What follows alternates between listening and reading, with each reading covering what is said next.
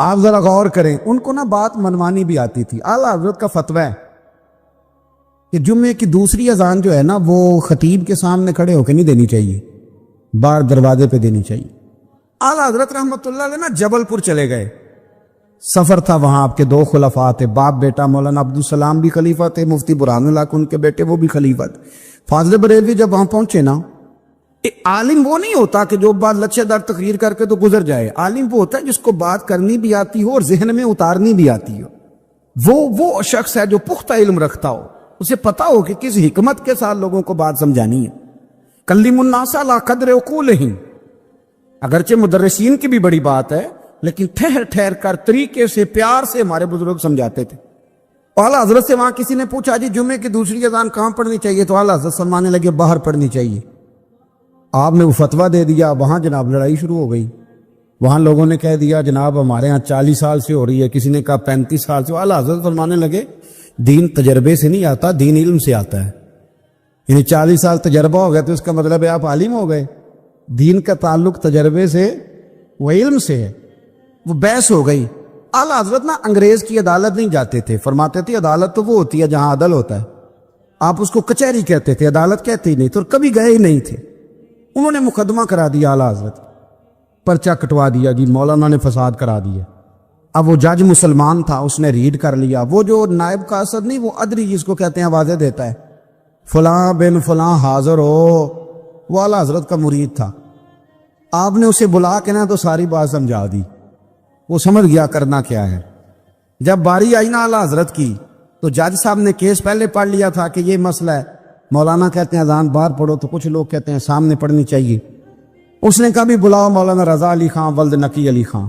وہ کہنے لگا کھڑا ہو کے نا جج کے سامنے، کانوں میں دونوں بالکل جج کے آواز دینی تھی نا باہر جا کے، تو جج صاحب کے سامنے جج صاحب کی طرف منہ کر کے کہنے لگا مولانا رضا علی خان ولد نقی علی خان حاضر ہو، اور جج کہنے لگا بیوقوف باہر جا کے کہنے لگے یہی تو میرے پیر کہتے ہیں، یہی تو وہ فرماتے ہیں کہ خطیب تو آیا بیٹھا جمعہ پڑھانے، وہ تو آیا ہوا ہے، باہر جا کے کہے جو نہیں آئے انہیں بھی پتہ چل جائے کہ جمعہ پڑھنا ہے، یہی تو وہ کہتے ہیں۔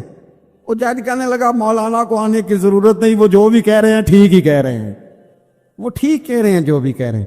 انہوں نے فکری طور پر لوگوں کی تربیت کی، انہیں بات سمجھانے۔ ایک مولانا نے کہہ دیا کہ نبی پاک صلی اللہ علیہ وسلم کو تو غیب کا علم ہی نہیں، تو اعلیٰ حضرت فرمانے لگے تو بتا اگر نہ ہو حضور کو غیب کا علم تو تیرا کیا فائدہ ہے؟ سوچنے کی بات ہے نا بھائی، کوئی اختلاف نہیں، لیکن کسی کا کیا نقصان ہے اگر اللہ اپنے نبی کو غیب کے خزانوں کی چابیاں دے؟ ہے کسی کا نقصان؟ عجیب فلسفہ ہے نا۔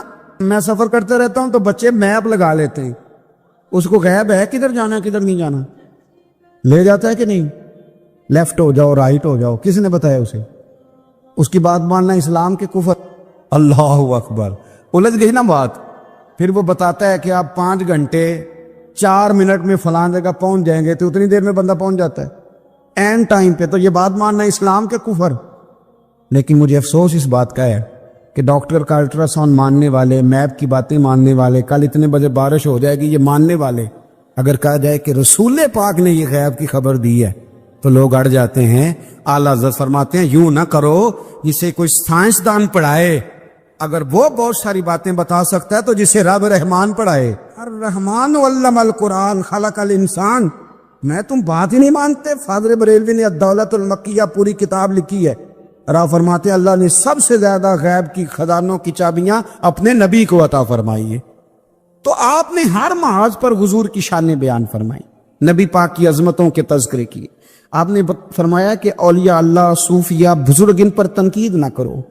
ہمارا نا آج مزاج بن گیا ہے، میں اکثر کہتا ہوں کہ لوگوں کا ذائقہ خراب ہو گیا ہے۔ یہ جو لوگ کہتے ہیں نا نماز میں دل نہیں لگتا، محفل میں سرور نہیں آتا، ہم جب اینک تنقید کی لگا کے جاتے ہیں تو کیسے مزہ آئے گا جب ہم سامنے والے کو اچھا ہی نہیں سمجھ رہے؟ سب سے اچھے ہم خود ہیں۔ میں اکثر کہا کرتا ہوں کہ جب تک ہم تھوڑا سا نیچے بیٹھ کے اوپر نہیں نہ دیکھتے، بندے ہمیں بڑے نظر نہیں آئیں گے، چھوٹے چھوٹے نظر آئیں گے۔ ہم ہمیشہ اوپر کھڑے ہو کے نیچے دیکھتے۔ مہربانی فرمائیں۔ بڑی شاندار بات لکھی اعلیٰ حضرت بریلوی نے ملفوظات شریف میں۔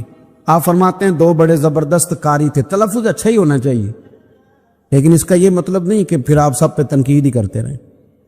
اعلیٰ حضرت فرماتے 2 قاریوں نے نا ایک بزرگ کے پیچھے نماز پڑھی، تو ان کے نا کچھ قواعد مستحب کچھ قواعد ٹھیک نہیں تھے. تو کہنے لگے شہرت تو بڑی سنی تھی پر بابے کو تو قرآن بھی صحیح نہیں پڑھنا آتا. یہ اعلیٰ حضرت نے لکھا ہے, چھوڑو جو یہ بھی کو بلی ہے. فرماتے ہیں بس مستحب قواعد ٹھیک نہیں تھے, جو چیزیں ضروری ہیں وہ ٹھیک پڑھتے تھے بابا جی. اب ان دونوں نے تنقید کی دل میں اور باہر نکل ایک دوسرے سے کہنے لگے یار کتنا سوچ کے آئے تھے پر یہ تو قرآن پاک بھی ٹھیک نہیں پڑھتے. اب موسم تھا تھوڑا سا ایسے ہی معتدل موسم تھا, نہ زیادہ گرمی تھی نہ زیادہ سردی تھی. قریب ایک جھیل تھی, کپڑے اتارے تہمتیں باندھی اور جھیل میں گھس گئے نہانے کے لیے. ایک شیر آیا تو کپڑے اٹھا کے لے گیا. اب بندہ پانی میں کتنی کو دیر رہ سکتا ہے, موسم بھی معتدل تھا, بڑی گرمی میں بھی بندہ زیادہ نہیں رہ سکتا. ٹھٹھرنے لگے, پریشان ہو گئے, کانپنے لگے, جائیں تو کدھر جائیں, بڑے پریشان. اب شیر بیٹھا ہے سامنے اور پہاڑی کے اوپر وہ بیٹھا کپڑے لے کے. اعلیٰ حضرت فاضل بریلوی رحمۃ اللہ تعالی علیہ فرماتے ہیں کسی نے جا کے بزرگوں کو بتایا کہ وہ آپ کے مہمانوں کے کپڑے لے گیا شیر. تو ٹھٹھر رہے, وہ بزرگ آئے اور آ کے نا تو شیر کو آواز دی, اللہ ہر مشکل دی کنجی یارو ہاتھ مرداں دے آئی. شیر کو آواز دی, کہنے لگے ادھر آئے نا. وہ آیا تو ٹھپکی دی. فاضل بریلوی نے حقوق والدین پہ لکھا, حقوق اولاد پہ لکھا, استاد کے حقوق پہ لکھا, شاگرد کے حقوق پہ لکھا. اعلیٰ حضرت نے پڑوسیوں کے حقوق پہ لکھا. فاضل بریلوی رحمۃ اللہ نے پیر اور مرید کے حقوق پہ لکھا.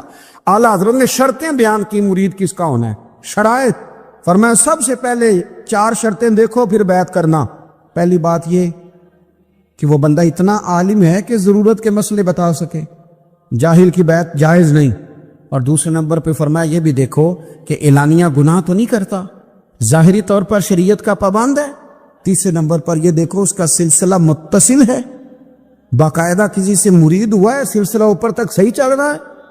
اور فرمایا چوتھا یہ ضرور یاد رکھنا کہ خلیفہ مجاز ہو, کسی شیخ کامل نے اسے اجازت بھی اپنی مرضی سے نہ بن کے بیٹھ گیا ہو کہ مجھے تویز مل گئے ہیں, یہ نہ ہو. فرمایا ان چیزوں کو دیکھو اور پھر پوری پابندیاں لگائیں. کسی نے پوچھا پیر اور مریدنی کا پردہ ہے, تو اعلیٰ حضرت فرمانے لگے نبی پاک کی جو بیویاں ہیں نا وہ مومنوں کی مائیں ہیں, ان کو قرآن نے مائیں کہا ہے. تو اگر اس ماں کا بیٹے سے پردہ ہے تو پھر مریدنی کا پیر سے پردہ کیوں نہیں. فرمایا واجب ہے مریدنی کے لیے پیر سے پردہ کرنا, واجب ہے. آپ کو ایک بزرگ تھے, انہوں نے اپنے ہاں جلسے پہ بلایا. جب آپ پہنچے تو وہ عورتوں کو ننگے منہ تعویذ دے رہے تھے. آپ نے دور سے دیکھا تو واپس آ گئے. وہ دوڑے پیچھے, کہنے لگے مولانا کچھ تو خیال کریں, لوگ کیا سوچیں گے, ایسے چلے گئے. تو آپ فرمانے لگے شاہ جی آپ نبی پاک کی شریعت کا خیال نہ کریں تو میں آپ کا خیال کروں, شریعت اسلامیہ کا خیال نہیں کر رہے, بے پردہ عورتوں میں بیٹھے ہو. وہ کہنے لگے میں توبہ کرتا ہوں, آج کے بعد نہیں کروں گا. فرمایا پھر ہاتھ بڑھائیے, پھر میں آپ کے ہاتھوں کے بوسے لیتا ہوں. اس لیے کہ اگر آپ مان گئے ہیں تو پھر ہمارا اختلاف نہیں. ساری زندگی دین کی پہرے داری کی. اعلیٰ حضرت رحمۃ اللہ علیہ نے آج سے 150 سال پہلے کہا تھا مسلمان اپنے بینک قائم کریں, اپنا سرمایہ. ایک جو باتیں آج کر رہے ہیں نا آپ کے لوگ دانشور, وہ 125 سال پہلے کہا تھا کہ اپنے بینک بناؤ, آپس میں مسلمان تجارت کریں. فرمایا اپنا پیسہ ایک دوسرے پر خرچ کرو, غریبوں کو وظائف دو, وہ سارے طریقے اپناؤ جو صحابہ نے اور محبوب کریم نے ہمیں عطا فرمائے. مسلمانوں کی فلاح پر انہوں نے بڑا کام کیا. وہ زمانہ اقبال پہلے کہا کرتے تھے سارے جہاں سے اچھا ہندوستان ہمارا. پھر اللہ نے توفیق دی تو کہنے لگے نہیں, خاص ہے ترکیب میں قوم رسول ہاشمی. اعلیٰ حضرت اسی زمانے سے کہہ رہے تھے نہیں بھائی جو مصطفیٰ کے غلام ہیں ان کا منصب اور معیار الگ ہے. بڑی محبت سے زندگی گزاری, اللہ سے بڑا ڈرتے تھے. سید ایوب علی رضوی صاحب آپ کے خلیفہ ہیں. وہ کہتے ہیں ایک چھوٹا سا بچہ صبح صبح آ گیا, کہنے لگا حضور آپ کی کل دعوت کرنی, آ جائیں گے؟ آپ نے فرمایا آ جاؤں گا. کہنے لگا میں یتیم ہوں, باپ میرا فوت ہو گیا اور میرا بڑے دل کرتا ہے آپ سے محبت ہو گئی. فرمایا کب آؤں؟ اس نے کہا کل آ جانا. کیا کھلاؤ گے؟ تو چنے کی دال اس نے جھولی میں ڈالی. کہنے لگا حضور میں لے آیا اور رات کو بھگاؤں گا, کل آپ کو کھلاؤں گا. آپ بیمار رہتے تھے, دوپہر کو سوجی کے بسکٹ کھایا کرتے تھے. سید صاحب کہتے ہیں جب وہ جانے لگا تو اعلیٰ حضرت فرمانے لگے اگر اجازت دو تو ایک بندہ ساتھ لے آؤں. کہنے لگا لے آؤ. فرماتے ہیں اس کے گھر گئے تو اندر بیٹھنے کی جگہ بھی نہیں تھی. 1000 کتاب کے مصنف, لاکھوں کروڑوں مریدوں کے پیر, امت مسلمہ کتنے بڑے لیڈر. کہتے ہیں اس نے نا گلی کے باہر دروازے کے باہر چٹائی بچھا دی. کہنے لگا حضور اندر جگہ نہیں ہے، میری اماں ہے اور آپ عورتوں سے بڑا پردہ کرتے ہیں۔ اعلیٰ حضرت باہر بیٹھ گئے زمین پہ، اس کو کہتے ہیں لاجپال پیر۔ باہر بیٹھ گئے، وہ چنے کی دال لایا اور باجرے کی موٹی روٹیاں۔ آپ کو تکلیف رہتی تھی پیٹ میں، آپ وہ چیزیں استعمال نہیں کرتے تھے، پر 1.5 روٹی کھائی۔ کھانے کے بعد کہا جائیں، کہنے لگا نہیں میری اماں آگ جلا رہی ہے، چائے پی کے جانا۔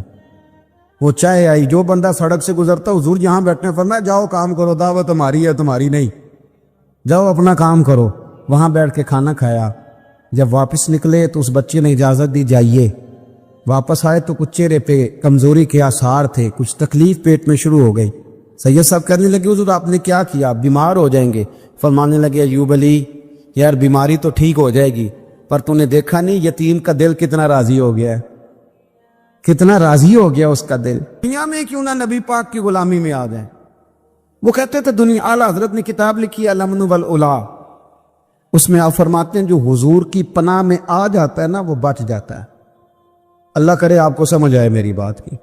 جو حضور کی پناہ میں آ جاتا ہے، وہ جو دنیا دار رہتا ہے، مالدار رہتا ہے، حضور کی پناہ میں نہیں آتا وہ بے سکون رہتا ہے۔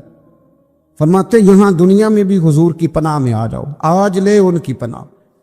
اور آج دلیل آپ نے ابن ماجہ کی حدیث لکھی ہے، حضرت تمیم داری حدیث کے راوی ہیں، اعلیٰ حضرت نے لکھی ہے، فرماتے ہیں جو حضور کی پناہ میں آیا بچ گیا۔ دلیل دیتے ہیں، فرمایا انسان تو انسان، جانور بھی آتے تھے تو بچ جاتے تھے۔ حضرت تمیم داری رضی اللہ تعالیٰ عنہ فرماتے ہیں کہ ہم کھڑے تھے، ایک اونٹ دوڑتا ہوا آیا، نبی کریم صلی اللہ علیہ وسلم کے پہلے اس نے قدموں پہ سجدے کیے۔ صحابہ کہنے لگے حضور ہمیں بھی اجازت دیں۔ فرمایا وہ تو بے زبان ہے، اسے تو پتہ کوئی نہیں، پیش نظر ہے وہ نو بہار، سجدے کو دل ہے بے قرار، روکیے سر کو روکیے یہی تو امتحان ہے۔ فرمایا اسے کیا پتا، تم تو مکلف ہو شریعت کے، تمہیں اجازت نہیں ہے۔ اور اعلیٰ حضرت نے 2 ٹوک لکھا ہے، فرمایا سوائے خدا کے کسی کو تعظیمی سجدہ بھی حرام ہے۔ یہ نوٹ کر لیں میری بات۔ اور اعلیٰ حضرت نے فتاوی رضویہ میں لکھا ہے کسی قبر پہ جاؤ تو 4 ہاتھ دور کھڑے رہو۔ اللہ کرے آپ کو سمجھ آئے، کتنے ہاتھ؟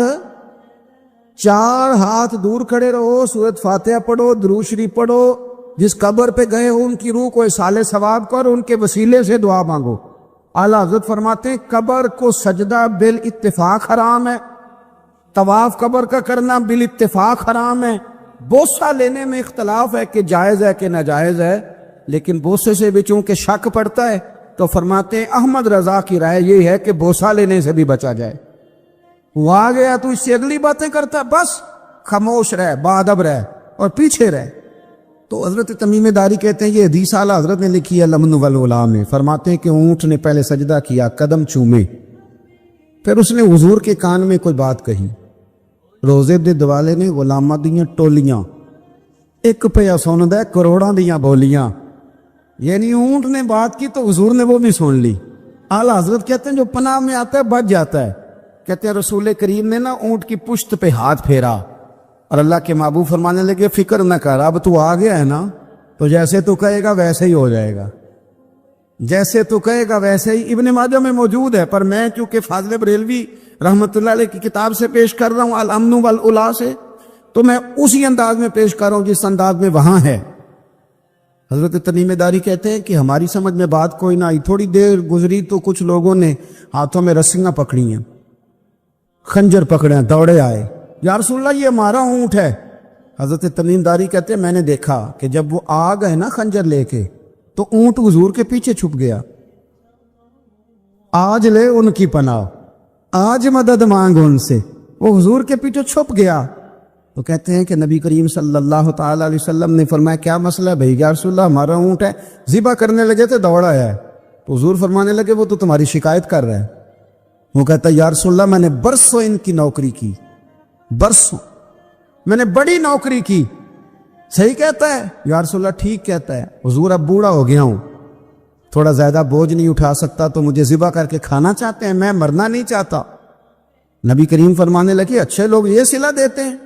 اور نے عرض کی حضور آپ حکم کر دیں، ہم اس کو چھوڑ دیتے ہیں یا رسول اللہ، نہیں ذبح کریں گے، خدمت کریں گے۔ حضور فرمانے لگے نہیں، اب میرے پاس آیا ہے نا، اب میں نے واپس نہیں کرنا، آج ہو گیا ہے، آج لے ان کی پناہ، آج مدد مانگ ان سے، آج ہو گیا یا رسول اللہ پھر رکھ لیں. حضور نے فرمایا نہیں بھائی پیسے بتاؤ کتنے.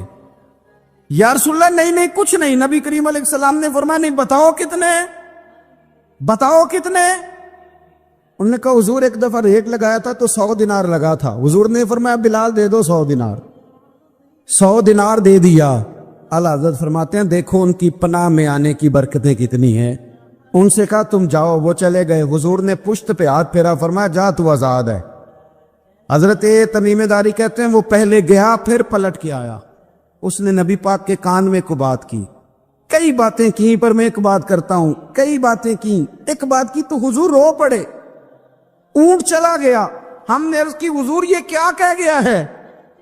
تو محبوب فرمانے لگے یہ کہہ گیا یا رسول اللہ جس طرح آپ نے مجھے چھری سے بچایا ہے میں دعا کرتا ہوں اللہ آپ کی امت کو جہنم سے محفوظ فرمائے. اللہ جہنم سے بچائے آپ کی امت, جس طرح مجھے چھری سے آپ نے محفوظ کیا. اعلیٰ حضرت فرماتے ہیں کن چکروں میں پڑے ہوئے ہو, کن چکروں میں؟ پیسوں کی پناہ لیتے ہو, عہدوں کے پیچھے چھپتے ہو, دولت کے پیچھے چھپتے ہو, تعلقات کے پیچھے چھپتے ہو. فرمایا مصیبت آئے گی تو یہ سارے ہٹ جائیں گے. اگر پناہ لینی ہے تو مدینے والے محبوب کی پناہ لو, دروازے رسول پہ آؤ, نبی کریم کی بارگاہ میں جھکو, حضور سے پیار کرو. اعلیٰ حضرت فرماتے ہیں محبوب کا ادب کرو, رسول اللہ کی غلامی کرو. فرماتے ہیں پھر کے گلی گلی تباہ, ٹھوکریں سب کی کھائے کیوں, دل کو جو عقل دے خدا تو تیری گلی سے جائے کیوں. اور فرمانے لگے جان ہے عشق مصطفیٰ, روز فزوں کرے خدا, جس کو ہو درد کا مزہ وہ ناز دوا اٹھائے کیوں. جس کو ہو درد کا مزہ وہ ناز دوا اٹھائے کیوں. انہوں نے محبوب کریم کی محبت کا پیغام دیا, صحابہ کی محبت کا, بولیے صحابہ کی محبت کا پوری کتاب لکھی حضرت صدیق اکبر جناب عمر کے فضائل پر. اور مزے کی بات یہ ہے کہ اعلیٰ حضرت نے نا اردو شاعروں میں سے کسی کو توفیق نہیں ہوئی حضور کو شہنشاہ کہنے کی. اعلیٰ حضرت نے کہا میرے نبی شہنشاہ ہیں. دلیل کیا دی؟ فرمانے لگے پڑھو ترمذی. حضور نے فرمایا میرے 2 وزیر زمینوں میں ہیں 2 آسمانوں میں.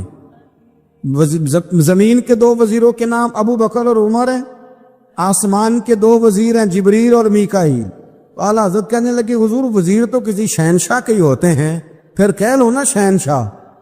تو پھر فرمانے لگے حاجیو آؤ شہنشاہ کا روضہ دیکھو, حاجیو آؤ شہنشاہ کا روضہ دیکھو. کعبہ تو دیکھ چکے اب کعبے کا بھی کعبہ دیکھو, کعبہ تو دیکھ چکے اب کعبے کا بھی, غور سے سن تو رضا کعبے سے بھی آتی ہے صدا, میری آنکھوں سے میرے پیارے کا روضہ دیکھو.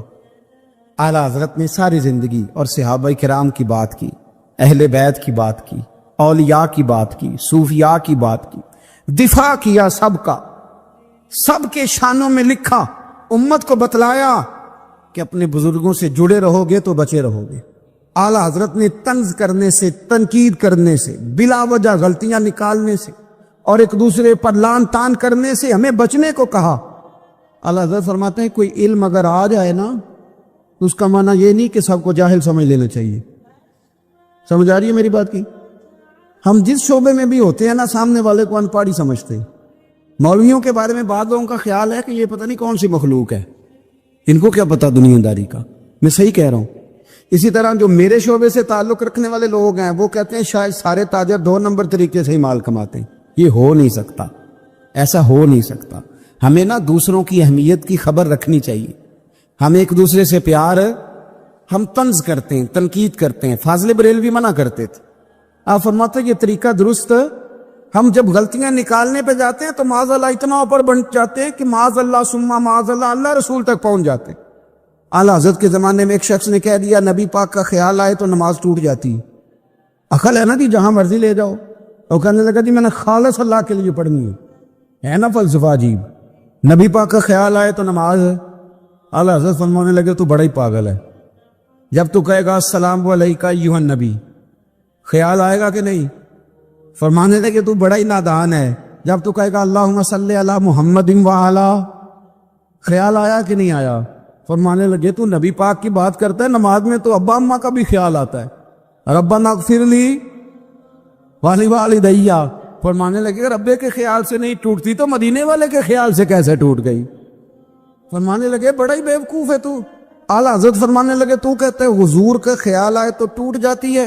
فرمانے لگے جب تک حضور کا خیال آئے نہ نماز ہوتی ہی نہیں، جب تک حضور کا خیال نہ آئے نماز ہوتی ہی نہیں، سوال ہی نہیں پیدا ہوتا۔ لوگوں نے کہا جناب وہ کس طرح؟ تو اعلیٰ حضرت فرمانے لگے اللہ نے کہا قرآن میں واقعی الصلاۃ نماز پڑھو، یہ نہیں بتایا کتنی پڑھنی ہے، اور یہ بھی نہیں بتایا فجر کی کتنی پڑھنی ہے، یہ بھی نہیں بتایا ظہر کی، یہ بھی نہیں بتایا قیام کیسے کرنا ہے، ہمیں یہ بھی نہیں بتایا رکوع کیسے کرنا ہے۔ ہمیں کیسے پتہ چلا؟ جب صحابہ نے کہا نا رب کہتا ہے نماز پڑھے تو کیسے پڑھے، تو حضور فرمانے لگے سلو کما رأیتمونی اصلی، نماز اس طرح پڑھو کرو جس طرح مجھے پڑھتے ہوئے دیکھتے ہو۔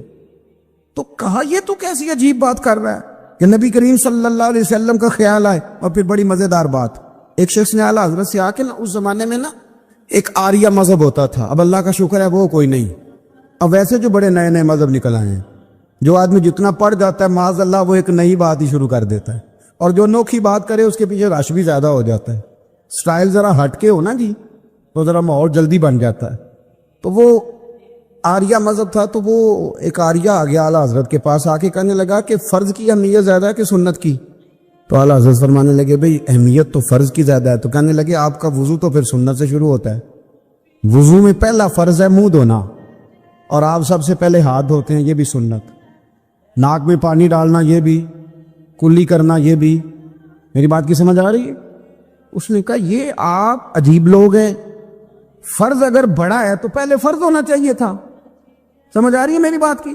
لوگ دین پر بڑے بڑے مختلف اعتراضات کرتے ہیں نا، اس نے کہا جی پہلے ہونا چاہیے تھا فرض، تو منہ دھونا فرض ہے، آپ نے گھٹنوں تک ہاتھ دھوئے، اب یہ جو آپ نے ہاتھ دھو یہ بھی سنت، کلی کری تو وہ بھی سنت، ناک میں پانی ڈالا تو وہ بھی سنت، تو آپ تو چوتھے نمبر پہ فرض ادا کر رہے۔ تو اعلیٰ حضرت فرمانے لگے تم اصل میں محبوب کا غلام نہیں نا، ہاں تجھے کیا پتا ہو یہ بات کیا ہے، تو بیٹھ جا ہم سے سن، ہم تجھے بتاتے ہیں۔ اس نے کہا جی کیا مطلب؟ فرمانے لگے یہ محبوب جو ہے نا ہمارے، یہ ہمیں بڑی جگہوں سے بچاتے ہیں، یہ بچا بچا کے فرائض تک لے جاتے ہیں۔ کیا مطلب؟ کہنے لگے حضور نے ہمیں کہا ہے کہ پہلے نا ہاتھ دھو لو، پتہ چل جائے پانی زیادہ گرم تو نہیں، منہ جالی نہ جائے، پہلے نا دیکھ لو۔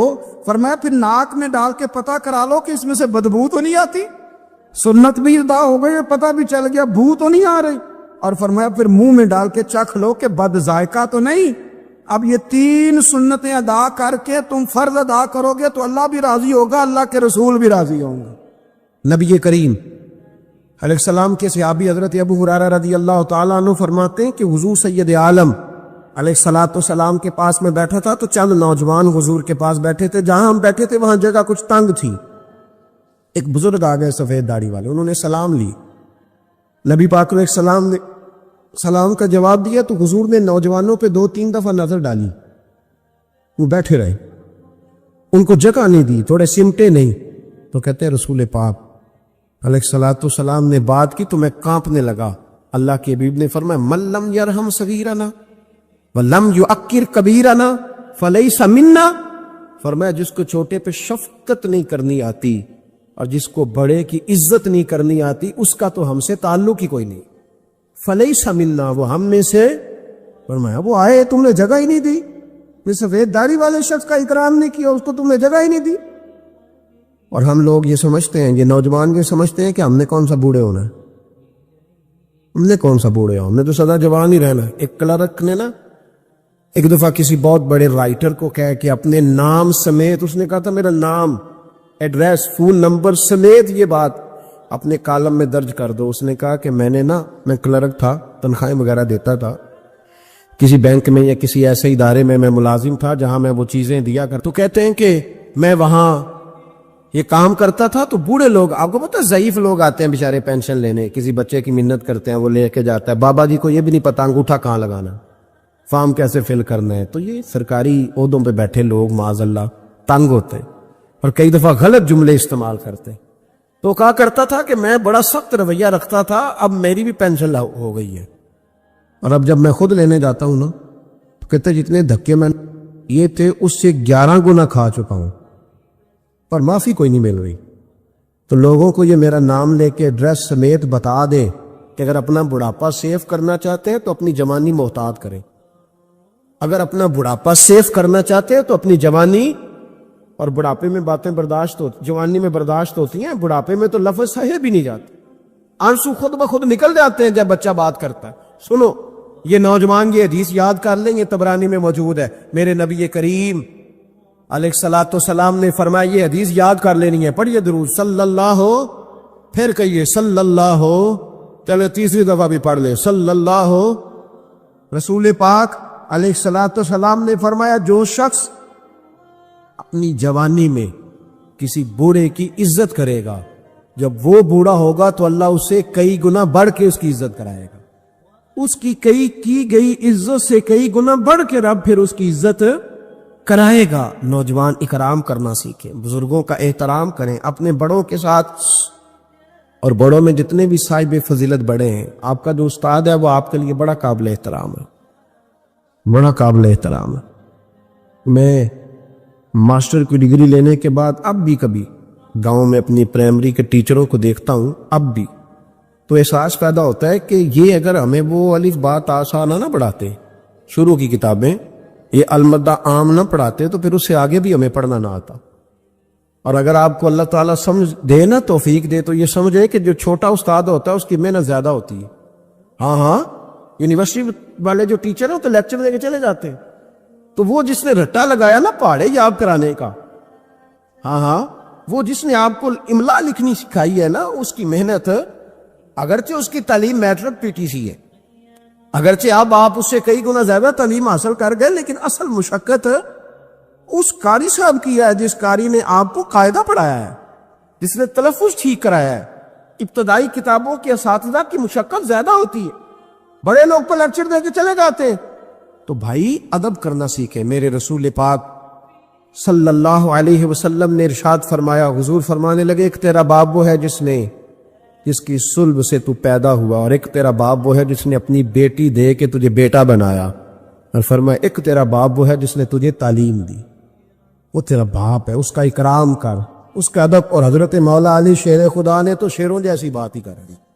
بڑے لوگ بڑی بڑی باتیں، اتنی بڑی بات اس موضوع پر میں نے تلاش کیا ہے، میں نے بڑے لوگوں کو پڑھا ہے اس عنوان پر، لیکن اتنی بڑی بات کہیں نہیں ملی۔ حضرت علی المرتضیٰ رضی اللہ تعالیٰ عنہ فرمانے لگے جس نے مجھے ایک حرف سکھایا ہے وہ میرا استاد ہے، اگر وہ چاہے تو مدینے کے چوک میں کھڑا کر کے مجھے بیچ دے، میں اس کے ہاتھوں بکنے کو بھی تیار ہوں۔ وہ جس نے مجھے ایک حرف، اساتذہ کا احترام نہیں، اساتذہ پریشان، استاد تو بیچارہ روز کٹہرے میں کھڑا ہے، روز کٹہرے میں، روز لوگ اس کو کہتے ہیں کہ جناب آپ نے یہ بات کیسے کر دی، آپ کی جرت کیسے ہوئی۔ اور جو لوگ، میں ایک کالج میں تھا چند دن پہلے، تو وہاں میرے جاتے ایک جھگڑا شروع تھا کہ جناب ہم کب سے آئے بیٹھے ہیں، تو ٹیچر کہتی ہے کہ یہ پیریڈ ختم ہوتا ہے تو پھر چھٹی لینی ہے، تو پہلے چھٹی دے چونکہ ماں بدولت آ چکے ہیں۔ اکرام نہیں، جو قومیں ادب نہیں کرتی وہ تعلیم کبھی بھی حاصل ہے، اور تعلیم حاصل کر بھی لیں تو تعلیم کا فیض نہیں پا سکتے۔ فیض ادب سے ملتا ہے۔ امام اعظم ابو حنیفہ، امام ابو یوسف سے کسی نے کہا کہ یہ امام اعظم کیوں ہے؟ فرمانے لگے یہ بڑے امام اس لیے ہیں کہ بڑا ادب کرتے، بڑے اس لیے ہیں کہ بڑا ادب۔ امام صاحب کے ساتھ 4-5 شاگرد بیٹھے تھے، ایک باغ میں آپ تشریف فرما تھے۔ تو اب تو ہمارے ہاں بڑی آسانی ہے، کتابوں کو آپ کمپیوٹر سے سرچ کر سکتے ہیں، حوالے بڑی آسانی سے مل جاتے ہیں۔ اب بھی بڑا مشکل ہوتا ہے، کتاب سے ڈھونڈنا بڑا مشکل ہے۔ ہم اپنے طالب علموں کو کبھی کہتے ہیں نا صرف کتاب ہی ڈھونڈ کے دے دو، تو وہ کہتے ہیں جی اس کو آپ لگایا ہی حروف ترجیح کے حساب سے کریں تاکہ ہمیں یہ مشقت نہ کرنی پڑے۔ آپ اس کو حروف ترجیح کے مشورے دیتے ہیں۔ کوئی کہتا ہے جی آپ فن کے لحاظ سے کتابیں حدیث علیحدہ رکھا کریں، تفسیر علیحدہ رکھا کریں تاکہ ہمیں کوئی حرکت نہ کرنی پڑے، مشورے دیتے ہیں۔ چلو اچھے بچے بھی ہوتے ہیں، سارا کچھ ساتھ ساتھ ہی ہے۔ تخریج کا کام کرنا بڑا مشکل ہے آج بھی۔ جب آپ نے صحیح مطالعہ کرنا ہو تو پھر موبائل شوبائل بند کر کے ہی ہوتا ہے۔ جب آپ نے کسی چیز پہ ریسرچ کرنی ہے، اس کو ہر لحاظ سے اور ہر زاویے سے آپ پڑھنا چاہتے ہیں، پھر یہ مشقت والا کام۔ اس زمانے میں زیادہ مشقت ہوتی تھی، گرمی بڑی سخت تھی، تو امام اعظم رحمۃ اللہ علیہ نے 2-3 شاگرد منگا لیے۔ اب بڑی ساری سہولیات ہیں، جب ہم کچھ صفحہ 2-3 صفحے محفوظ کرنا چاہتے ہیں تو اس کا طریقہ ہم یہ رکھتے ہیں کہ ہمارے پاس پنیں ہوتی ہیں، پن لگا لی، اتنے صفحے سائڈ پہ کر لیے، پھر کئی بہت ساری آسانیاں ہیں۔ اس زمانے کے اندر بڑا مشکل ہوتا تھا، کچھ کاغذ بھی بڑا مہنگا تھا، چیزوں کو سمیٹنا، اور اگر کوئی چیز بکھر جاتی تھی دوبارہ حاصل کرنا ایک مشقت والا کام۔ تو امام صاحب رحمۃ اللہ علیہ باغ میں بیٹھے تھے، کچھ حدیثوں پر کام ہو رہا تھا، ان کی جو روایات تھیں اس کے راوی جو تھے وہ مرتب کیے جا رہے تھے، چیزوں پر فقہ کے اصول بنائے جا رہے تھے، شاید 2 4 5 شاگرد بھی بیٹھے تھے۔ باغ کے ساتھ کچھ بچے کھیل رہے تھے، گیند گری ایک بچے کی۔ تو آپ کو پتہ ہے کہ ایک بچے کی ویسے ڈیوٹی لگائی جاتی ہے گیند ہی پکڑنے کی، کھڑا کرتے ہیں نا جی پیچھے اس کو کہ تو نے صرف گیند ہی پکڑنی ہے۔ مجھے چونکہ دلچسپی نہیں میچ سے، لہٰذا مجھے زیادہ نام وام نہیں آتے کچھ کو کیا کہتے ہیں، تو اس کو کھڑا کیا تھا انہوں نے پیچھے۔ وہ گیند اچانک آ گئی نا جب باغ میں، تو بچہ دوڑا آیا، 12 14 سال کا بچہ، جب وہ آیا نا باغ میں تو امام صاحب نے آؤ دیکھا نہ تاؤ دیکھا، امام صاحب جھٹ سے اٹھ کے کھڑے ہو گئے، اور جب کھڑے ہوئے تو وہ کاغذ جو تھے وہ سارے بکھر گئے۔ اب امام صاحب کھڑے ہوئے تو شاگردوں کو بھی کھڑا ہونا تھا، وہ بھی سارے کھڑے ہو گئے، ان کا بھی سارا سامان بکھر گیا، ٹوٹ گیا، دائیں بائیں چیزیں ہو گئیں۔ بچہ چلا گیا، امام صاحب بیٹھ گئے، شاگرد بڑے ادب والے تو انہوں نے پوچھا بھی نہیں کیا معاملہ ہے۔ اب نئے سرے سے ساری ترتیب دوبارہ سے لگائی گئی، تھوڑی دیر گزری تو بچہ پھر باغ میں آ گیا، امام صاحب پھر اٹھ کے کھڑے ہو گئے، پھر ساری چیزیں بکھر گئی۔ تیسری دفعہ وہ پھر آ گیا، اب پتہ نہیں وہ کتنی دفعہ آئے گا، بار بار شاگردوں کو بھی اٹھنا پڑتا، وہ کاغذات سارے بکھر جاتے۔ بالآخر ایک شاگرد بول پڑے، کہنے لگے حضور یہ کو بچہ ہے کہ 100 دفعہ آئے گا؟ تو امام صاحب نے برجستہ جواب دیا، فرمایا اگر یہ 100 دفعہ آیا نا تو ابو حنیفہ 100 دفعہ اٹھ کے کھڑا ہوگا، میں کھڑا ہوں گا، تمہیں تو نہیں نا پابند کر رہا۔ کہ حضور ماجرا کیا ہے، کون ہے یہ بچہ؟ تو امام صاحب فرمانے لگے یہ میرے استاد کا پوتا ہے، یہ میرے شیخ کا پوتا ہے، میرے مرشد کا پوتا ہے، اصلہ نال جے نیکی کریے تو نسلاں تاک نہیں بھول دے، ہاں بے اصلہ نال نیکی کریے تو پھل کنڈیاں نال تول دے، یہ میرے حضرت کا پوتا ہے، اس گھر سے میں نے فیض لیا ہے۔ فرمایا میں نے نمک کھایا ہے، یہ کیسے ہو سکتا ہے کہ یہ آئے اور میں اٹھ کے کھڑا نہ ہوں، یہ 1000 دفعہ بھی آئے تو میں کھڑا ہوں گا۔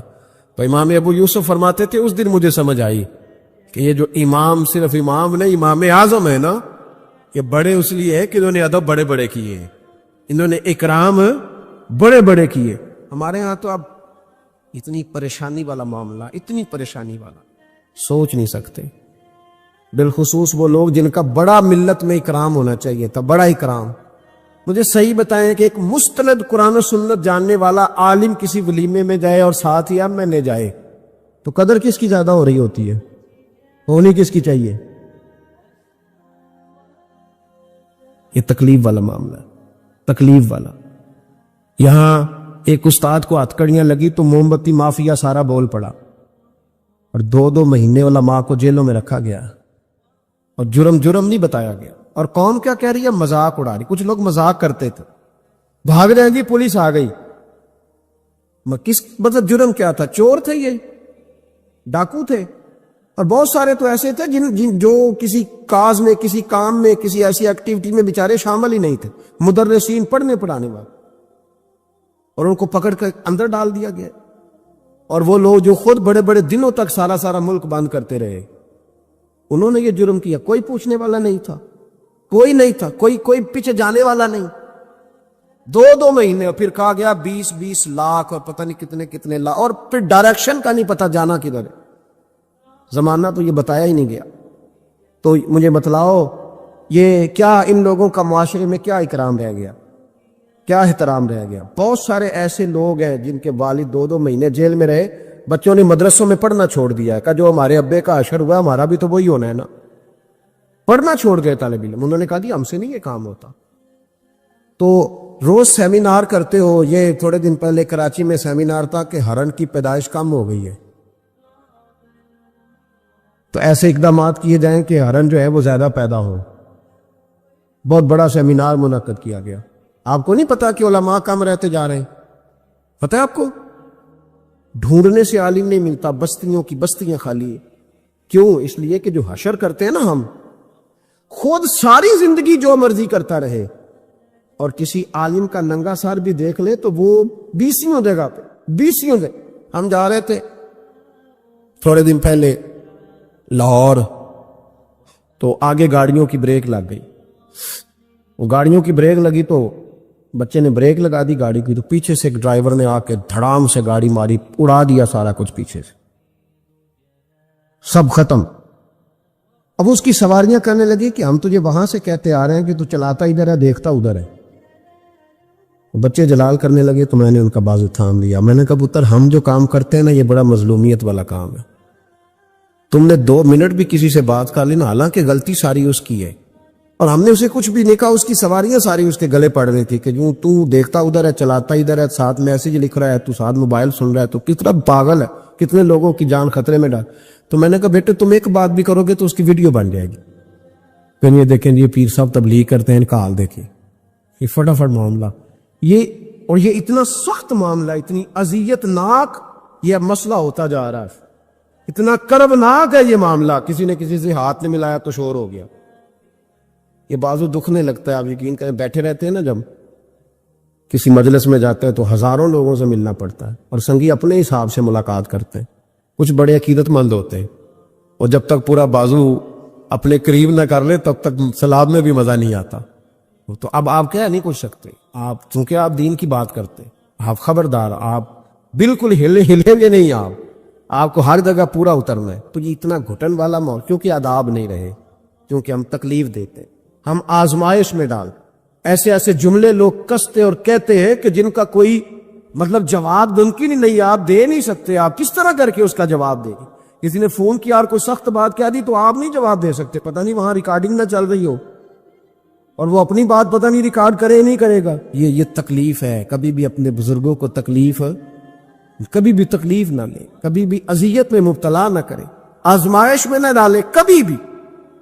اور میں طالب علموں سے کہتا ہوں تمہیں کیا ضرورت ہے کبھی کبھی، اور الحمدللہ یہ چند لوگوں کی بات کر رہا ہوں، ورنہ اللہ کا فضل ہے، عزت کرنے والوں کی تعداد زیادہ ہے، پیار کرنے والوں کی تعداد زیادہ ہے، اور کرم کے ساتھ دیکھنے والوں کی تعداد زیادہ ہے. اللہ کا فضل ہے، زیادہ ہے لوگ. لیکن میں طالب علموں سے کہتا ہوں میں یہ حدیثیں اکثر بیان نہیں کرتا کہ کہیں میرے دل میں یہ خیال نہ آئے کہ میں بھی ایسا ہوں. میں اس درجے کا بندہ نہیں ہوں، الحمدللہ صحیح کہہ رہا ہوں، میں اس درجے کا نہیں ہوں.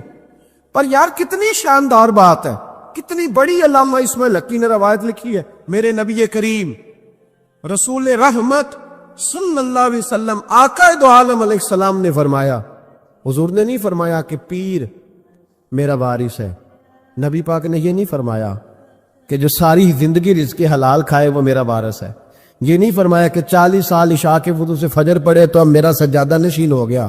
نہ، نبی پاک نے فرمایا یہ جو عالم ہے نا یہ میرے وارث ہے، یہ دین کے عالم میرے. اور کیا حسن ہے لفظوں کا، کیا وقار ہے. یقین کریں جب یہ حدیثیں پڑھتے ہیں نا تو روح پرواز کرتی ہے اور دل کرتا ہے کہ وجہ نظر آ سکتا ہے تو اس بات پہ آ سکتا ہے. میرے مصطفیٰ کریم علیہ السلام نے فرمایا جس نے کسی عالم کی مدد کی سمجھے میں نے اپنے نبی کی مدد کی. فرمایا جس نے کسی عالم کو سہارا دیا وہ سمجھے میں نے اپنے نبی کو سہارا دیا. اور حضور فرمانے لگے جو کسی عالم کی صحبت میں بیٹھا وہ سمجھے میری صحبت میں بیٹھا ہے. اور حد ہو گئی. نبی کریم علیہ السلام نے فرمایا جس نے عالم کی زیارت کر لی سمجھے اس نے میرا دیدار کر لیا ہے. اور فرمایا عالم کا چہرہ دیکھتے رہنا بھی عبادت ہے. اتنا بڑا درجہ. اور جہاں جناب موم بتی مافیا ٹی وی پہ بیٹھے ہوئے لبرل لوگ، لبرل بے دین، یہاں تو کسی کی عزت محفوظ نہیں. تھوڑے دن پہلے ایک بڑے مشہور اینکر کی مجھے ویڈیو دکھائی بچوں نے، علامہ اقبال کو برا بلا کہہ رہے تھے. علامہ اور بڑے غلیظ. سنے آپ نے بھی؟ نام لینے کی ضرورت تو نہیں، پتہ نا جی میں بات نہیں کرتا جی، کسی ہم ذکر نہیں کرتے. میرا عرض کرنے کا مقصد یہ ہے کہ آپ اقبال مصور پاکستان، محسن پاکستان، اور ٹی وی پر بیٹھ کر آپ جب ایسی ہستیوں کے بارے میں جملے کسیں گے پیچھے کیا رہے گا؟ تکلیف نہ دے. کم از کم جو چلے گئے ان کے بارے میں تو نبی پاک نے فرمایا اذکروا محاسن موتاکم، جو مر جائے تو اس میں تو کمزوری ہو بھی تو اس کا ذکر نہ کرو، اس کی صرف اچھی اچھی باتوں کا ذکر کرو. یہ ظلم ہے، یہ زیادتی ہے. خیال فرمائے اپنے گزر. دیکھیں نا داتا علی اجمیری رحمت اللہ علیہ، پتہ ہے کتنا بڑا شخص ہے. غوث اعظم جیلانی رحمت اللہ علیہ کا ایک قول ہے، آپ فرماتے ہیں کہ اگر میں علی بن عثمان حجویری کے زمانے میں ہوتا تو ضرور ان کی صحبت میں بیٹھتا. یعنی غوث پاک کہتے ہیں. چلو ہم تو داتا صاحب ویسے بھی نہیں جاتے, کبھی مال لینے لاہور گئے ہو نا تو باہر ہی کھڑے ہو کے کچھ لوگ سلام کر لیتے. کچھ لوگ کہتے ہیں جی میں نے پورے سال میں ایک پورا بندہ وہاں سجدہ کرتے دیکھا ہے, ایک پورا. تو میں کہتا ہوں جو ہر نماز کے وقت وہاں ہزاروں نماز پڑھتے ہیں وہ نہیں نظر آئے؟ جو ہزاروں لوگ وہاں جمعہ پڑھتے ہیں وہ نہیں دکھے تمہیں؟ جو سارا دن قرآن پاک کی تلاوت ہوتی ہے وہ نہیں نظر آئی؟ عجیب معاملہ. ایک صاحب مجھ سے کہنے لگے کہ داتا تو اللہ ہے. میں نے کہا اللہ کے 99 ناموں میں داتا نکال کے دکھاؤ, ہے کہیں؟ بولے لفظ ہی فارسی کا ہے. کیا عجیب, مطلب ایسی منطق ہے لوگوں کی جو سمجھ سے بالا تار ہے. بھئی لفظ داتا اللہ کے 99 ناموں میں موجود نہیں ہے. داتا کا معنی آپ کیوں وہ کرتے ہو؟ پھر تو آپ کہیں گے کہ اماں سے بھی روٹی مانگنا جائز نہیں, کیونکہ داتا کا معنی دینے والا ہے. تو اماں روٹی پکا کے دیتی ہے کہ نہیں؟ ابا پیسے دیتا ہے کہ نہیں؟ عجیب فلسفہ ہے لوگوں کا, ہر بات کا الٹ مطلب. بزرگوں تک کو لوگ تکلیف دیتے ہیں, اذیت دیتے, آزمائش میں مبتلا کرتے ہیں. اور ایسی اعلیٰ حضرت فاضل بریلوی رحمۃ اللہ علیہ کے چھوٹے صاحبزادے تھے, حضور مفتی اعظم ہند مولانا مصطفیٰ رضا خان صاحب رحمت, 1.25 کروڑ آدمی مرید تھا, اور حضرت کے لاکھوں میں محدثین شاگرد تھے. لیکن تنقید کرنے والوں کو موقع مل جاتا ہے نا. حضرت بڑی دور گئے تھے ایک جگہ پہ, بڑی دور. تو ایک سیٹھ صاحب کہنے لگے کہ میرا بڑا دل کرتا ہے کہ وہ میرے گھر میں قیام کرے, بڑی میری خواہش ہے. کہا چلو ٹھیک ہے آپ کے گھر قیام کرتے ہیں. حضور مفتی اعظم نا رات کو ان کے گھر میں قیام کیا. اب مسافر کے لیے تو اللہ تعالیٰ نے نماز عادی کر دی ہے. 4 فرضوں والی نماز ہے تو رب کریم نے 2 فرض کر دی. سنتوں اور نفلوں میں اجازت دے دی, پڑھے کوئی تب بھی ٹھیک ہے, نہ پڑھے تب بھی ٹھیک ہے. تو اب فرض جہاں کم کر دیے گئے تو حضور مفتی اعظم اس گھر میں مہمان تھے, سارا دن کی تھکاوٹ تھی. تو جہاں اللہ تعالیٰ نے فرض کم کر دیے وہاں کسی پہ پابندی لگائیں کہ اٹھ کے تہجد بھی پڑھے. آپ نے عشاء کی نماز پڑھی, آرام فرمایا, فجر کے وقت اٹھے. اس شخص نے بڑی مشکل سے فجر کے بعد ناشتہ دیا اور سویرے شور کرنے لگا اتنے بڑے پیر ہیں, تہجد تو پڑھی کوئی نہیں. لوگوں نے اس کو کہا یار تو اس بات کی پابندی لگا رہا ہے جس کی اللہ رسول نہیں لگاتے. تو سفر کے اندر تو فرض نماز کو اللہ تعالیٰ نے اجازت دے دی ہے, تو نفلوں کی کہنے لگا جی نہیں مجھے نہیں سمجھ آئی بات کی. انہوں نے کہا کہ تمہیں پتہ ہے حدیث کیا ہے کہ جس نے, اللہ فرماتا ہے جس نے میرے ولی سے دشمنی کی میرا اس کے خلاف اعلان جنگ ہے. یہ بخاری مسلم کی مستند ترین حدیث ہے. صرف جنگ نہیں, اعلان جنگ ہے. اعلان 2 ہی تو جرم ہے جن پہ اللہ زیادہ ناراض ہے. ایک کا سود نہ چھوڑا تم نے تو میں جنگ کروں گا, اور ایک کا میرے ولی سے دشمنی کی تو میں تمہارے خلاف اعلان. اس حدیث کی ایک عرب بھی کمزور نہیں, سند بھی کمزور نہیں, متن اتنی تگڑی حدیث. حضرت معاذ ابن جبل رضی اللہ تعالیٰ عنہ نبی پاک صلی اللہ علیہ وسلم کے روزے پر بیٹھ کے رو رہے تھے. یہ ابو داؤد شریف کی حدیث ہے. حضرت عمر آگے کا روتے کیوں ہو؟ فرمانے لگے مجھے 2 حدیثوں نے پریشان کر دیا. ایک تو نبی پاک نے فرمایا چھوٹی سی ریاکاری بھی شرک ہے, اگرچہ شرک اصغر ہے پر انسان سے غلطی ہو ہی جاتی ہے. اور دوسرا حضور نے کہا ہے کہ جس نے ولی سے دشمنی کی میرا اعلان جنگ ہے. تو عمر مجھے کیسے پتہ چلے گا کہ کون ولی ہے؟ حضرت عمر نے کہا بہتر یہ ہے کہ تو سب کی عزت کیا کر, سب کا اکرام کر. لیکن یہاں تو لوگ معاف ہی نہیں کر رہے. غوث پاک پر بھی فتویٰ ہے, داتا علی اجویری پر بھی فتویٰ ہے, خواجہ معین الدین, پتہ نہیں یہ کون سا دین ہے, کون سا مذہب ہے جس میں پچھلا کوئی بھی ٹھیک نہیں تھا, جو آج پیدا ہوا صرف وہ ٹھیک ہے, جو جتنا زیادہ بدتمیز ہوتا ہے اتنا زیادہ عروج پاتا ہے. تو میں کہتا ہوں امام بخاری کو بھی نہیں مانتا. کیوں مانا تو نے امام بخاری کو؟ امام بخاری کو مانو گے تو بخاری مانو گے, امام مسلم کو مانو گے تو مسلم شریف کو. کیا فلسفہ ہے؟ بغیر کسی امام کے تو حدیث تک پہنچ ہی نہیں سکتا. جانا ڈائریکٹ جا کے لے نبی پاک سے حدیث, امام بخاری کے بخیر لے, تیرا پتہ چلے. جب امت میں جتنے لوگ گزر گئے سینکڑوں سالوں میں وہ سارے غلط تھے, جو آج پیدا ہوا وہ ٹھیک ہے. کوئی ٹی وی پہ بیٹھ گیا, کوئی یوٹیوب پہ بیٹھ گیا, سارے غلط تھے جی, میں نیا آیا ہوں میں ٹھیک ہوں. یہ کیسے ہو سکتا ہے؟ بدتمیزوں کو عروج ملے گا. تو نبی کریم علیہ السلام نے فرمایا اللہ کا اعلان جنگ ہے, یہ بخاری مسلم ہے, یاد رکھنا. کبھی ذہن میں بھی کسی اللہ کے نیک بندے کے بارے میں برا خیال نہ پیدا کرنا. اعلان جنگ ہے رب کریم کا. تو کہنے لگا جی تہجد نہیں پڑھی. لوگوں نے بڑا سمجھایا کہ یار کوئی بات تو نے غیر شرعی دیکھی ہے تو وہ کر, لیکن تو جہاں بیٹھتا ہے غیبت کرتا ہے، جہاں بیٹھتا ہے کوئی غیر شرعی بات دیکھی ہے تو بیان کر، ہم کہنے لگا دی نہیں چونکہ بڑا سیٹ تھا، جب اسے اتنی زیادہ بات کی تو حضور مفتی اعظم ہند کو تکلیف ہوئی، جاگ رہے ہیں ہم لوگ، آپ رو پڑے، فرمانے لگے اسے ایسا نہیں کرنا چاہیے تھا، میری کوئی غلط بات دیکھتا تو تبصرہ کرتا، آپ کی آنکھوں میں آنسو کیا آئے، اس کے گھر میں تو آگ لگ گئی، کہتا ہے صرف وجود کے کپڑے بچے، باقی ہر شے جل گئی، اور پھر میں 2 سال محنت کرتا رہا کہ دوبارہ میرا گھر، میرا کاروبار مضبوط ہو جائے، نہ ہو سکا، پھر ایک دن تڑپا، کسی نے کہا وہاں چلا جا، معافی لے لے، تجھے پتا ہے جب کوئی ولی کا بے ادب ہوتا ہے تو پھر رب اس کا کیا حال کرتا ہے، وہاں چلا جا، بچ جائے گا، آیا حضور مفتی اعظم کی خدمت میں، دروازے پہ داخل ہوا تو آپ فرمانے لگے تو نے اچھا کیا تو آ گیا،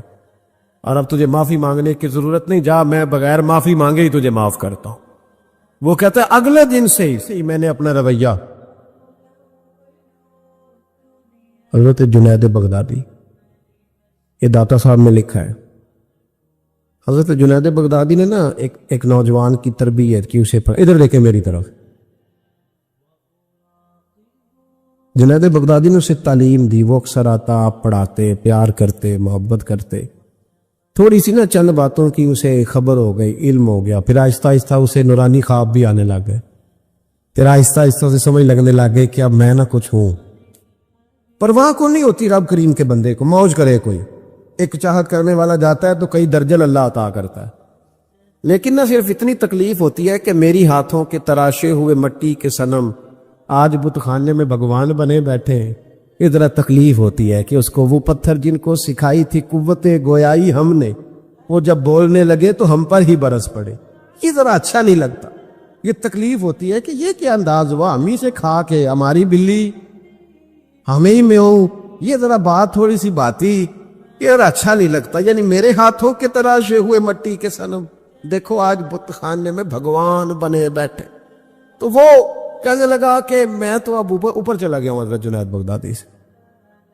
کبھی کسی کو کوئی بات سناتا، کبھی کوئی سناتا، کہتا وہ تو ابھی وہی ہیں، تبلیغ کر رہے ہیں، یہ کر رہے ہیں، تو میں تو رات خواب میں فلانی جگہ بھی ہوا ہوں، تو بہت اونچا درجہ ہے میرا، وہ آہستہ آہستہ جب پر تھوڑے نکلے نا، تو نے کہا تو حضرت ہنس دیتے، مسکرا دیتے، کہتے چلو موج کریں، لیکن دل میں تکلیف ضرور تھی، ہوتی ہے تکلیف، کیا کرے، اللہ نے دل جو بنایا ہے، اس میں بعض لوگوں کے بعض جملوں کی بڑی تکلیف ہے، کئی دفعہ تکیے پہ کچھ آنسو گر جاتے ہیں، رضائی پہ منہ دے کے نا کئی دفعہ بندہ روتا ہے کہ یار سارے کر لیتے، تجھے نہیں کرنی چاہیے، لیکن چلو خیر، ایک دن نا وہ زیادہ ہی بدتمیز ہو گیا، اس نے کہا میں نے مرشد کا امتحان لینا ہے، پتہ کرنا ہے آج کتنے پانی میں، اور شیخ سعدی فرماتے ہیں جب اللہ کسی کو رسوا کرنا چاہتا ہے نا تو اسے اپنے نیک بندوں کی پردہ داری پہ لگا دیتا، اور جب ان کے پردے کھولنا چاہتا ہے پھر رب اسے رسوا کرتا ہے، پھر چوکوں چراہوں میں رسوا ہوتا ہے۔ آ گیا حضرت جنید بغدادی کے پاس دل میں سوال لے کے، آج میں نے امتحان لینا ہے، تو کہنے لگا حضور میں کچھ پوچھنے آیا ہوں، تو آپ فرمانے لگے جو تو جلال آ گیا نا، پہلے تو دور دور باتیں کرتا تھا، آج اس نے سامنے کر دی تو کام خراب ہو، جلال آیا حضرت کو، تو مجھ سے بات کرے گا، میری روٹی کھا کے، میرا نمک کھا کے، میرے ٹکڑوں پہ پال کے، مجھ سے تربیت لے کے میرے سامنے بات کرے گا؟ فرمایا تو چھوڑ، تیرے دل میں سوال کیا، میں بتاؤں تو کیا پوچھنے آیا ہے، تو فلانا فلانا سوال لے کے آیا تھا؟ لگا حضور ہاں، فرمایا بتا، جواب لفظوں میں لینا ہے کہ معنوں میں لینا ہے؟ کیونکہ حضرت جلال میں تھے تو کچھ نہ بول سکا، فرمانے لگے چل میں تجھے دونوں میں ہی دیتا ہوں، چل میں تجھے دونوں میں ہی دیتا ہوں، لفظوں میں بھی دیتا ہوں، معنوں میں بھی دیتا ہوں، معنی بھی بتاؤں میں لے دوں جواب۔ پھر حضرت جنید داتا صاحب نے لکھا، حضرت جنید بغدادی فرمانے لگے لفظوں میں جواب یہ ہے کہ تجھے شرم نہیں آئی، کاش تو میرا امتحان لینے سے پہلے اپنا امتحان لے لیتا، تو دیکھتا کہ تیری 40 سال کی زندگی کہاں گزری ہے، تو دیکھتا کہ تو کہاں کہاں کیا کیا کرتا رہا، میرا یہ تو جواب ہے تیرا لفظوں میں، اور معنوں میں جواب یہ ہے کہ جا میں نے تجھ سے تیری ولایت چھین لی، جا میں نے تیرا نور چھین لیا، تو رب کے بندوں کو ستانے آیا ہے، جا اب میں نے تجھ سے سارا کچھ واپس لے لیا۔ یہ لفظ جب حضرت کی زبان سے نکلے تو اس کا منہ کالا سیاہ ہو گیا، منہ سے پانی کی رطوبتیں نکلنے لگی، وجود کانپنے لگا، پیروں میں گرا. آپ فرمانے لگے اٹھ کے چلا جا، اب معافی اسی وقت ملے گی جب رب تجھے معاف کرے. تو بھاگ جا. چھوٹی بات ہے اللہ کے ولی کے بارے میں ہی گفتگو کرنا اور لمبی لمبی زبان کھول کے کرنا اور صبح اور شاموں میں کرنا، اتنے اتنے سخت جملے کہہ دینا. او بھائی، ایم ایل اے کے دوست کے بارے میں تو بات نہیں کر سکتا، تو منسٹر کے یار کے بارے میں بات نہیں کر سکتا، تیری جرت نہیں ہوتی. تو آر پی او اور اسسٹنٹ کمشنر کے یار کے بارے میں بات نہیں کر سکتا، تو بتا تو نے اللہ کے دوست کے بارے میں بات کیسے کرنی، رب کے دوست کے بارے میں. وقت میرا ختم ہو گیا، پر ایک بات سنانی بڑی ضروری ہے. حضرت مرزا مظہر جانا رحمت اللہ علیہ فرماتے ہیں دلی میں ایک درویش، تازی بارش ہوئی تھی تو لکڑی کے جوتے پہنے کھڑاؤں میں اللہ اللہ کرتا گزر رہا. ایک طوائف اور اس کا تماش بین یار سیڑھیوں سے نیچے اتر کے نا، چھت سے نیچے اتر کے سیڑھیوں میں بیٹھے، تو بابا لکڑی کے جوتے پہنے چیکڑ تھا، موج میں جا رہا.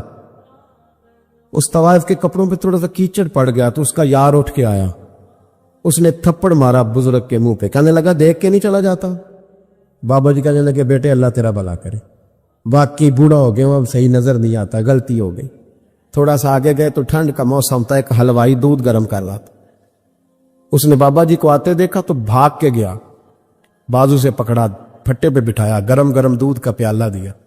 بابا جی نے بسم اللہ شریف پڑھ کے دودھ پیا، پورا پیالہ پی کے کہنے لگے یا اللہ تو کتنا بے نیاز ہے، کہیں دودھ پلاتا ہے کہیں تھپڑ مرواتا ہے، نہ میں اسے جانتا ہوں نہ اسے جانتا ہوں، اس نے تھپڑ مار دیا، اس نے دودھ پلا دیا. بابا جی وہیں بیٹھے تھے تو پیچھے سے لوگ دوڑے آ کر، نے آگے کہا بابا اللہ کے ولی بد دعا تو نہیں دیتے. فرمایا کیا ہوا؟ کہا وہ جس نے آپ کو تھپڑ مارا تھا نا، وہ چھاچ پہ چڑھا ہے، اس کا پیر پھسلا ہے، گردن کے بل گرا، من کا ٹوٹ گیا تو مر گیا ہے. بابا جی کہنے لگے اللہ کی قسم میں نے کوئی بد دعا نہیں دی. کہا نہیں آپ نے دی ہے. فرمایا نہیں دی. اس نے کہا دی ہے. تو بابا جی کہنے لگے پھر اصل بات سنا دوں؟ کیا سناؤ؟ فرمانے لگے اصل بات یہ ہے کہ میرے پیروں سے مٹی اڑی، اس کے یار کے کپڑوں پہ پڑی، اسے برا لگا تو اس نے مجھے مارا، جب اس نے مجھے مارا تو پھر میرے یار کو برا لگا، پھر میرے یار کو برا لگا، اس نے اسے مار دیا، میں نے تو لفظ بھی ادا نہیں کیے. لیکن کوئی اللہ کے ولیوں کو لاوارث نہ سمجھے، اس لیے کہ جب رب کریم کے ولی کے دل کو تکلیف ہوتی ہے تو پھر عرش کا مالک بدلے لیتا ہے.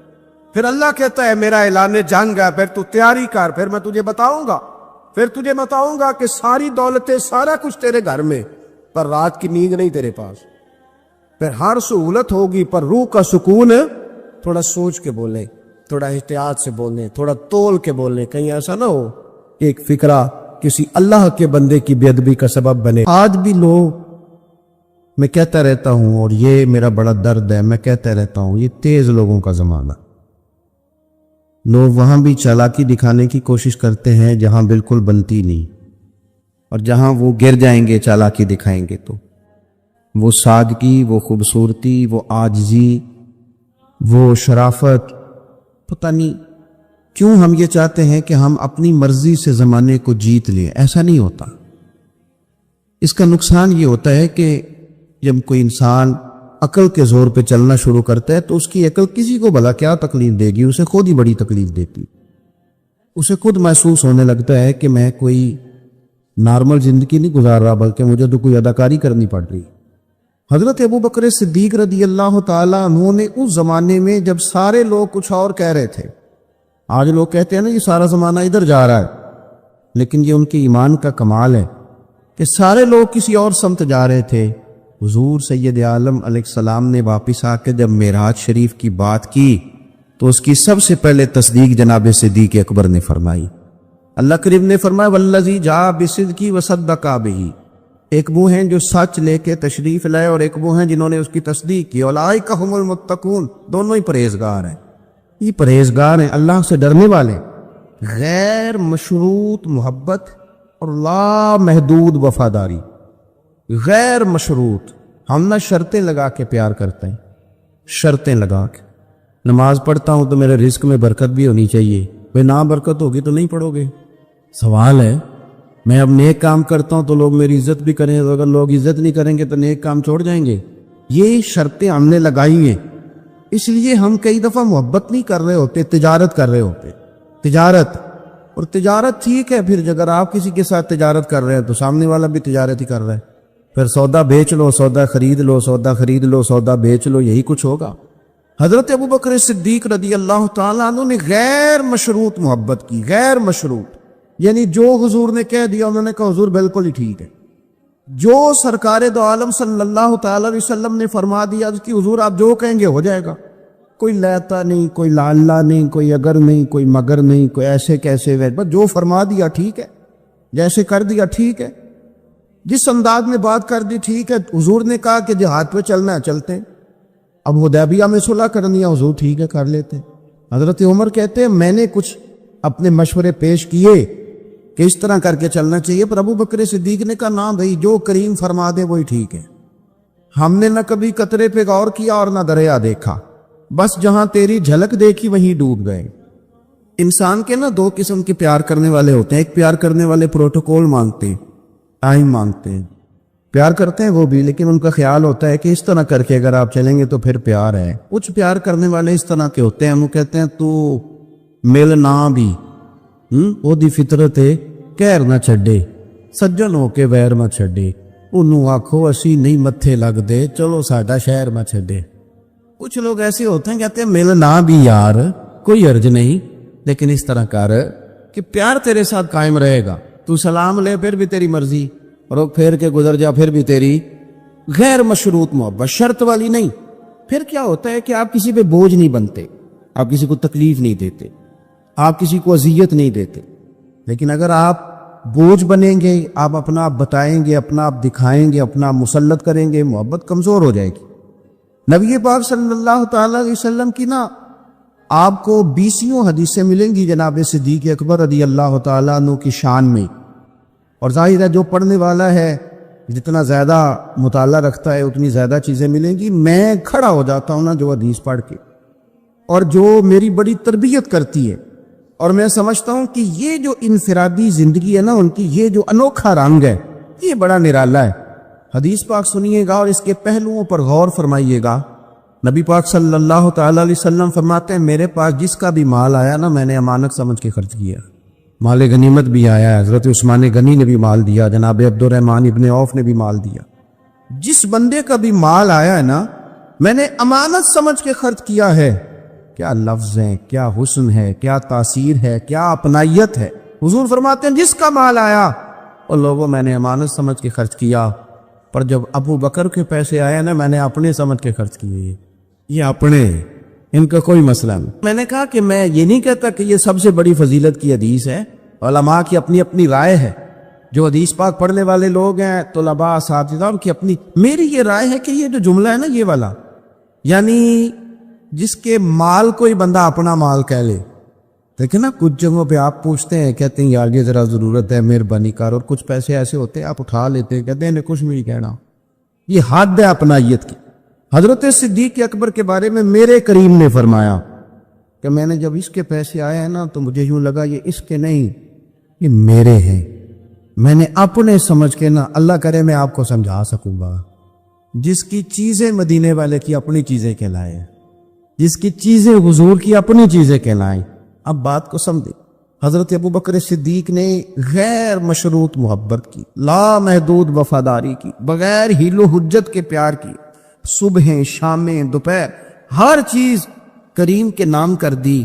حضرت ابو بکر صدیق رضی اللہ تعالیٰ عنہ مالدار بھی تھے، سمجھدار بھی تھے، تاجر بھی تھے، لوگ سارا کچھ دیکھ داکھ کے نہیں چلتے، نفع نقصان سوچ کر نہیں آگے بڑھتے، لیکن حضرت صدیق اکبر نے تو کوئی چیز دیکھی نہیں، کوئی چیز نہیں دیکھی، اور لوگ اس وقت آتے ہیں جب رش بڑھ جاتا ہے، شہرت عام ہو جاتی، جب لوگ دیکھتے ہیں نا کہ اب یہاں شاید بہت زیادہ ہے تو مکھیاں پھر جوش مارتی ہیں کہ پہنچنا چاہیے، لیکن جناب صدیق اکبر تو اس وقت آئے جب مار کھانے کے دن، اس وقت آئے جب بڑی اذیتیں مسلمانوں کو دی جاتی تھی، اپنا مال، اپنے بچے، اپنا قبیلہ، اپنی بیٹیاں، اپنا سارا گھر، اپنا سارا خاندان، ہر چیز لا کے کریم محبوب کے قدموں میں رکھ دی، اور پھر یہ کہ حضور کی خدمت کی اس انداز میں زیادہ فرق نہیں ہے۔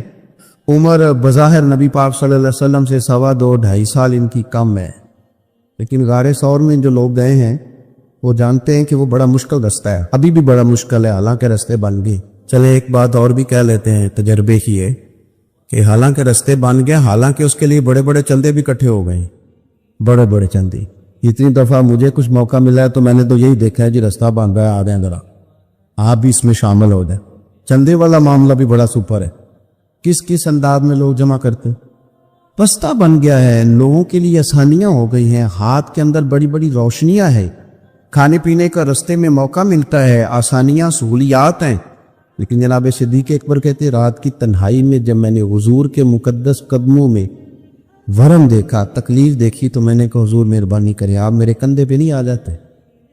کندھے پہ اٹھایا حضور کو، پباں پار قدم نہیں جے لاؤندا تے سور پہاڑ تے چڑھیا جاندا تے او پیا جاندا تے یار ندی دا تے اے اصلی دلدار نبی دا۔ کندھوں پہ بٹھا کے نا حضور کو تو غار میں لے گئے۔ اب ایک اور بات بھی ذرا سمجھنا، وہاں جا کے نا تو حضور کو بٹھا لیا، کہنے لگے تو آپ ذرا ٹھہرے، میں اندر دیکھتا ہوں، کوئی چیز ہو نا کبھی میں پہلے صفائی کر لوں، کوئی چیز تکلیف دینے والی ہو تو مجھے تکلیف دے۔ پہلے اندر گئے، صفائی کی، جھاڑ پونچھ کی، پھر حضور کو بلایا۔ ہمارے علماء نے یہاں ایک نقطہ لکھا ہے، وہ کہتے ہیں غار ثور میں پہلے جناب صدیق اکبر گئے پھر حضور گئے۔ پھر سمجھنا بات کو، پہلے جناب صدیق اکبر گئے پھر حضور گئے۔ اس کا مطلب ہے جہاں حضرت صدیق اکبر پہنچ جائے نا وہاں حضور بھی آ جاتے ہیں۔ تو علماء کہتے ہیں تو اپنے دل میں نا جناب صدیق اکبر کے لیے جگہ بنا، مدینے والے بھی تیرے دل کو پسند فرما لیں گے۔ جگہ بنانا جناب صدیق کے لیے، اپنے دل میں جگہ بنانا، اس شخص سے پیار کر۔ حضرت صدیق اکبر تو امت کے استاد ہیں، جس نے ادب سیکھا ہے حضور کا جناب صدیق اکبر سے سیکھا، جس نے وفاداری سیکھی اس نے جناب صدیق اکبر سے سیکھی، جس شخص نے نبی پاک علیہ الصلوۃ والسلام کی اتباع سیکھی اس نے جناب صدیق اکبر سے سیکھی۔ اپنی زندگی کو باندھ کر حضور کے قدموں میں گرا دیا، جس طرح حضور نے فرمایا، جس مقام پہ حضور نے فرمایا، جو نبی پاک نے چاہت کی، جس طرح رسول پاک صلی اللہ علیہ وسلم نے پسند فرمایا۔ کسی نے ایک دن پوچھا تھا سب سے زیادہ خوش کس دن ہوئے؟ فرمانے لگے میں حضور کو نا مکے سے مدینے لے کے جا رہا تھا تو گرمی بڑی شدید تھی، 2-3 دفعہ میں نے دیکھا تو حضور کے چہرہ نور پہ مجھے پسینہ نظر آیا۔ اب میں ڈھونڈنے لگا کہ کوئی ٹھنڈی چیز ملے نا تو میں حضور کو پیش کروں۔ خشکی جو ہوتی ہے نا، خشکی تو یہ تو ویسے ہی بڑی تکلیف کرتی ہے۔ خشکی اگر جسم پہ کبھی ہو جائے نا تو بندے کہیں جم کے بیٹھنا بڑا مشکل ہو جاتا ہے۔ خشکی جو ہو جاتی ہے، خشکی جسم پہ ہو جائے تو بڑا تنگ کرتی ہے، تو اگر کسی کے دماغ میں ہو جائے تو پھر تو بڑی خرابی کرتی ہے۔ یہاں نا لوگوں کو خشکی ہو گئی ہے دماغ میں بہت زیادہ، بڑی، اور اتنی زیادہ ہے بعض لوگوں کو کہ شاید ان کو نہلا دیں سرسوں کے تیل میں تو پھر بھی نہ ٹھیک ہو۔ خدا کے بندے سمجھتے ہی نہیں، اس شخصیت کے بارے میں لب کشائی کرتے ہو، ان کے بارے میں جن کے بارے میں میرے کریم رسول علیہ السلام نے فرمایا میرے ساتھ جس نے نیکی کی میں نے بدلہ دے دیا، ابو بکر کا بازو پکڑ کے اللہ کی بارگاہ میں لے جاؤں گا، کہوں گا یا اللہ تو ہی اسے احسانوں کے بدلے عطا فرما۔ کیا بات کرتے ہیں، اس شخص کے اتنی خشکی ہو گئی ہے دماغوں میں، سوچنا سمجھنا ہی لوگوں نے چھوڑ دیا۔